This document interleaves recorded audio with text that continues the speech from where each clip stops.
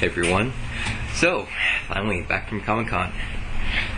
And I'm reporting to you a couple of days later. Yeah, because doing a blog right when I came back from Comic-Con would have been practically impossible because I was so sleep deprived and I had to get up early to go to work. It was not good. Not good. So, anyway, it was Sunday. I got up at 5:30 and I left with some of my friends to get there. We got there, no trouble, no traffic. And first 3 hours, I went looking and looking to try to find Frank Cho and either Peter Laird or Kevin Eastman, who did Ninja Turtles. And first 3 hours were a failure, amazingly. Because everyone kept walking around, and I swear, the crowds, it was like traffic. Like a huge traffic jam, everyone just moving very slowly. Terrible.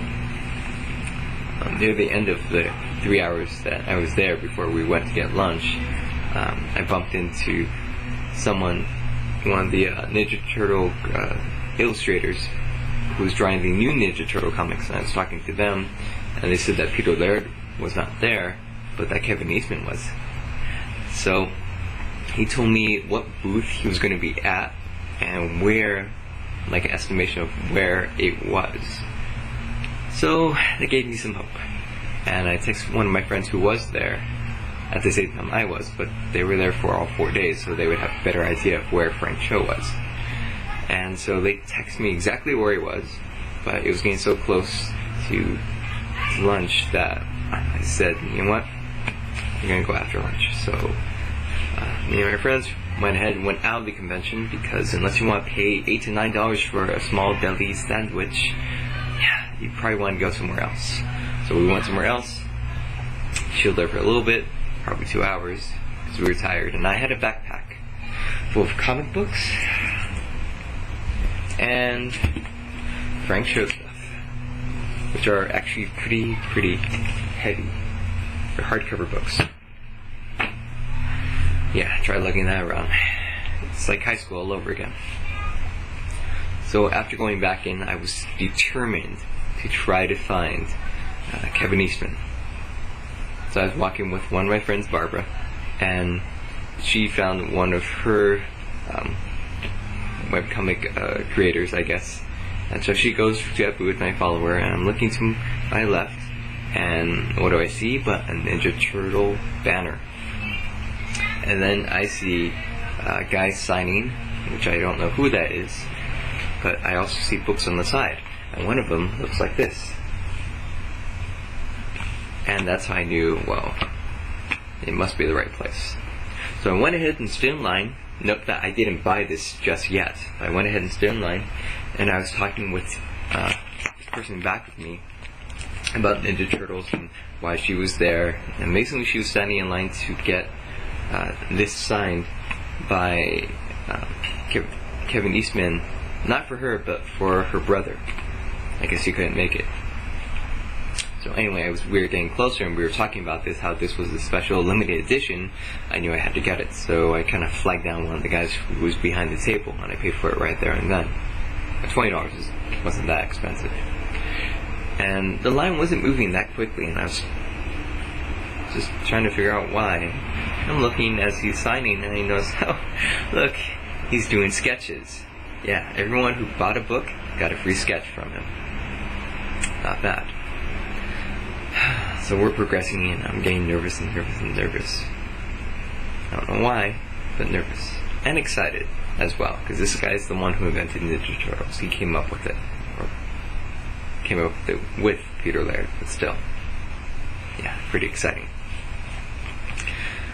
So, finally get there. Yeah, I'm signing a lot today. I don't know why. I finally get there. I took up all the plastic from my comic books, because you don't want to take them off right there and have them sign each and every one of them while you're taking out the plastics. That takes forever. So I took them all off, put them down, and he looked at me and he just smiled, because I guess not too many people brought their comic books to get signed. I surely did. So he went ahead, and the first thing he did, he asked me what my favorite Ninja Turtle was. And for me, It's kind of a tie, but I would say Raphael. First thing, because when I was little, the R, well, kind of went with my name, Richard. So, kind of went with that. And then the way he would display his anger in some ways, and his attitude, and a little bit of sarcasm, even from the cartoon. Yeah, I knew I liked it. So, first thing, notice how you know it's 47 out of 500, and there is the sketch. That is pretty cool. Yeah, that's pretty awesome. And then after that, he went ahead and started to sign all the comic books. So, this is what, Ninja Turtles number 3. And there's the signature, if you can see it, right there. He signed them in different colors, but most of the time it was just black. That's Ninja Turtles number 1, isn't it? Wait, no, number 2, my bad. And there's the number 1 miniseries, and he signed that in silver, because if you sign it in black, it's going to blend into the background. You're definitely going to have a hard time seeing it. That was number 3. This is number 2 from the original series. Right there, you can see it. What's that one? Mighty Eatanimals, which is funny because I don't know if he actually came up with this or not, and I was a little worried that he would look at it and say, I didn't create this. But he signed it anyway, which I thought was pretty cool. Almost done. Number 50, which I thought was just pretty good. You know?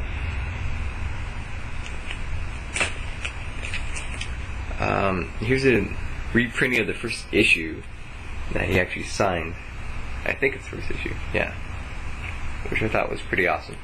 I bought that a while back. And here's another first issue. I think it's Image number 1 when they start bringing it. The original Ninja Turtles was by Mirage.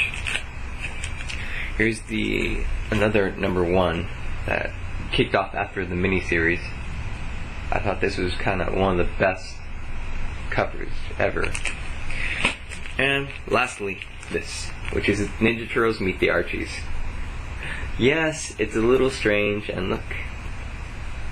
Anyway, it's a little strange to see it like that, but it's one of the greatest crossovers, and when he signed that, he looked at it and he said that that was awesome. That it was really fun putting together. And of course, my friend who was next to me, who took a picture of me and Kevin Eastman, agreed that was, she's never heard of that, Archie's and Ninja Turtles crossing over.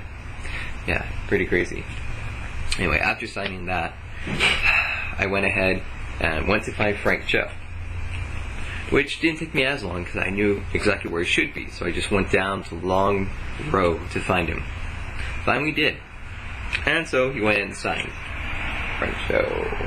Signature should be right there, right on top of soap. And then here's the other one they signed. If I can find it. Here we go. There's that. And there is, yeah, signature. And then for book 3, he actually signed it and did a sketch. That's Truman, just in case you guys don't know. Thing is, he signed it and that was it. There was no conversation, there was nothing. It felt disappointing. It really felt disappointing. You go there, he's like, hi.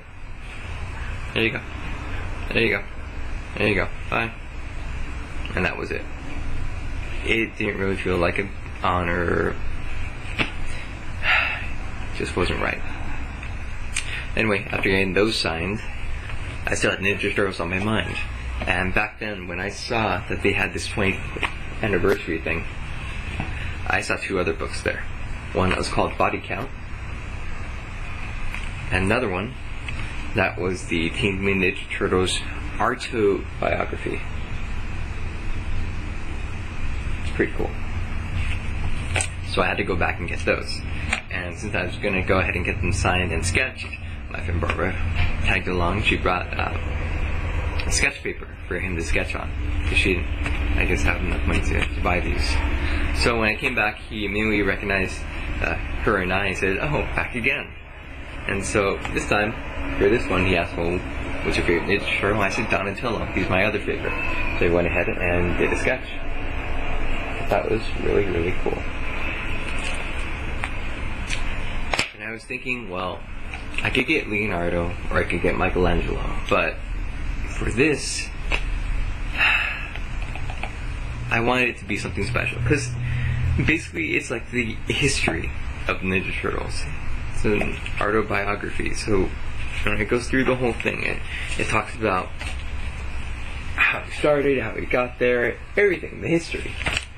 And so I thought, instead of getting a Ninja Turtle and having one missing from the complete set of 4, you might as well get Master Splinter. And that's what I got, which is pretty cool. And then it took me about 3.5 hours to get back home. Whereas going over took a little less than 2 hours. Yeah. So that was my fun experience at Comic-Con. Yeah, and it was fun. Seeing the Kevin Eastman really, really made my day. It made the whole trip worth it, definitely. And it turns out he actually lives in Los Angeles. Crazy. But there's nothing better than talking with the creator about, the old Ninja Turtle stories. The stories where you encounter something or they encounter something. It's just awesome. It is. And the best thing about it is today, or later tonight, one of my friends is going to come over and we're going to have a Teenage Mutant Ninja Turtles marathon. So we're trying to do Turtles 1, 2, and 3. If not, then we might watch the first movie and then start watching the original cartoons. So we'll see how that goes. Yeah. So, yeah, that's basically it. So I guess I'll talk to you guys later. And let me do a special shout out to the Pink Crusader. Hopefully you come back on YouTube. Want some more vlogs from you, buddy. Take care. Bye.